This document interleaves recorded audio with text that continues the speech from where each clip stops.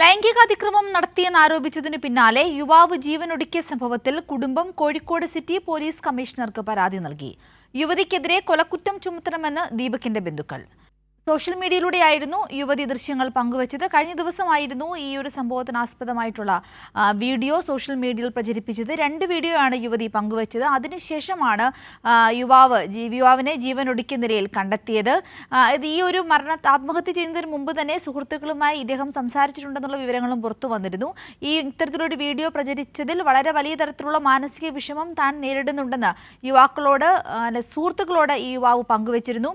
അതിനുശേഷമാണ് ഇത്തരത്തിലൊരു ആത്മഹത്യ ചെയ്ത നിലയിൽ ദീപകിനെ കണ്ടെത്തിയത്. ലൈംഗിക അതിക്രമം നടത്തിയെന്ന് ആരോപിച്ചായിരുന്നു യുവതി ഒരു ബസ്സിൽ വെച്ചിട്ടുള്ള വീഡിയോ പങ്കുവച്ചത്. അതിനെ തുടർന്നാണ് ഇത്തരത്തിൽ ഈ യുവാവ് ആത്മഹത്യ ചെയ്തത്. ഇപ്പോൾ ഇതാ ആത്മഹത്യയിൽ യുവതിക്കെതിരെ കേസെടുക്കണമെന്നാവശ്യപ്പെട്ടുകൊണ്ട് യുവാവിന്റെ കുടുംബം കോഴിക്കോട് സിറ്റി പോലീസ് കമ്മീഷണർക്ക് പരാതി നൽകിയിരിക്കുകയാണ്. യുവതിക്കെതിരെ കൊലക്കുറ്റം ചുമത്തണമെന്നാണ് ദീപകിന്റെ ബന്ധുക്കൾ ആവശ്യപ്പെട്ടിരിക്കുന്നത്.